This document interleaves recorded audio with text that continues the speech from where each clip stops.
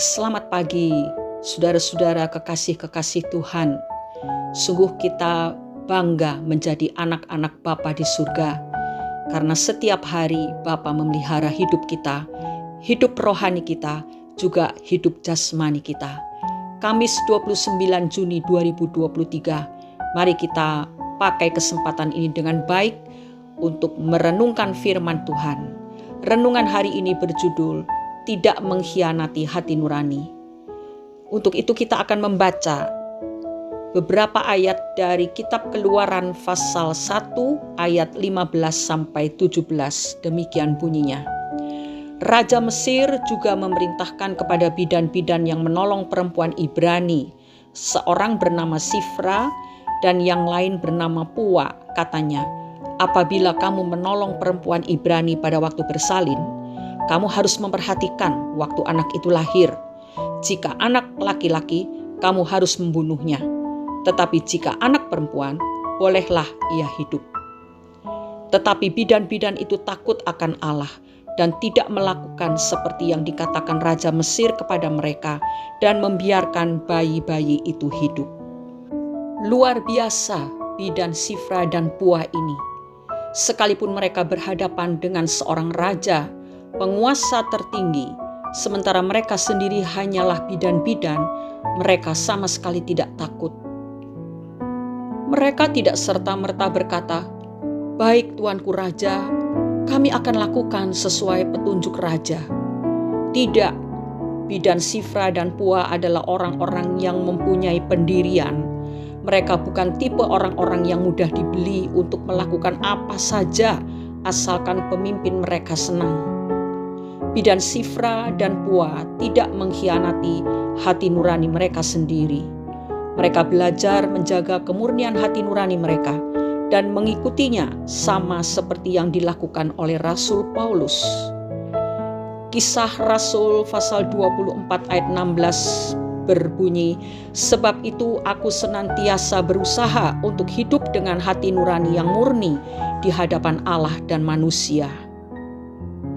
Saudara-saudaraku, memutuskan untuk tidak mengkhianati hati nurani sendiri bukanlah perkara yang mudah, karena akan ada banyak tekanan, tantangan, dan ketakutan yang kita alami.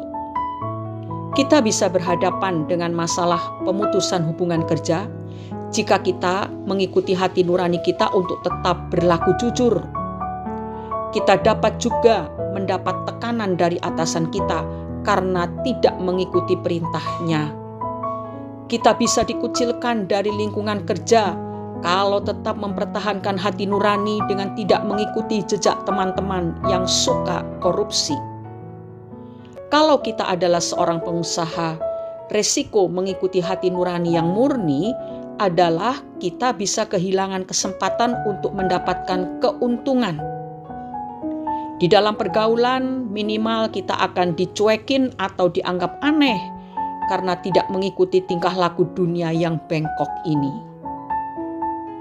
Rasul Paulus mengingatkan anak rohaninya yang bernama Timotius agar ia terus melakukan panggilannya dan melakukan tugas-tugasnya dengan iman dan hati nurani yang murni. Dalam 1 Timotius pasal 1 ayat 18 dan 19, Rasul Paulus berkata, "Tugas ini kuberikan kepadamu Timotius anakku, sesuai dengan apa yang telah dinubuatkan tentang dirimu, supaya dikuatkan oleh nubuat itu engkau memperjuangkan perjuangan yang baik dengan iman dan hati nurani yang murni." Beberapa orang telah menolak hati nuraninya yang murni itu, dan karena itu kandaslah iman mereka. Saudara-saudara, jika seseorang tidak mengikuti kata hati nuraninya, imannya dapat kandas. Karena hati nurani dipakai oleh Tuhan untuk berkomunikasi dengan kita. Roma 8 ayat 27 berkata, "Dan Allah yang menyelidiki hati nurani mengetahui maksud roh itu, yaitu bahwa ia sesuai dengan kehendak Allah berdoa untuk orang-orang kudus." Itulah sebabnya pemazmur, yaitu Daud, mau mendengarkan kata hati nuraninya setiap malam. Ia berkata, aku memuji Tuhan yang telah memberi nasihat kepadaku. Ya, pada waktu malam hati nuraniku mengajari aku. Mazmur 16 ayat 7. Marilah kita minta agar Tuhan senantiasa membersihkan hati nurani kita setiap hari, sehingga hati nurani kita menjadi semakin murni. Dengan demikian, komunikasi antara Tuhan dengan kita semakin akrab, semakin erat, semakin banyak hal-hal yang Tuhan sampaikan kepada kita, dan kita bisa menangkapnya. Sehingga iman kita semakin hari semakin kuat dalam menantikan kedatangan Tuhan yang kedua kali, sehingga kita siap kapanpun sangkakala itu berbunyi, kita ada di sana dan bertemu dengan Tuhan. Mari kita berdoa.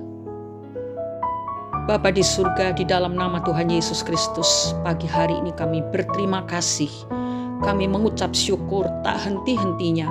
Kami mengucap syukur karena Engkau sudah menyucikan hati nurani kami dengan darah-Mu yang kudus. Bapa, bimbinglah kami supaya kami dapat menjaga kemurnian hati nurani kami. Kami tidak membiarkan segala tipu daya iblis mengotori hati nurani kami. Kami mau supaya darah Yesus yang selalu melindungi kami dari segala kekotoran-kekotoran yang mau mencemarkan hati nurani kami. Kami serahkan seluruh hidup kami dalam tangan Tuhan. Kami mau bergaul erat dengan Tuhan. Maka kami percaya hati nurani kami selalu berkenan di hadapan Tuhan. Suci, murni, dan kudus. Sehingga kami terus berkomunikasi dengan Tuhan dan iman kami semakin bertumbuh sampai akhirnya sempurna. Di dalam nama Tuhan Yesus Kristus, kami sudah berdoa dan mengucap syukur. Amin.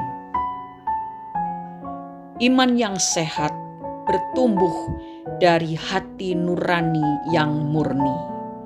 Selamat bekerja saudara-saudara, walaupun kita masih beraktivitas di dunia ini, tetapi kita juga bisa tetap menjaga hati nurani kita supaya tidak tercemar oleh apapun. Tuhan Yesus memberkati apa yang saudara kerjakan. Haleluya. Amin.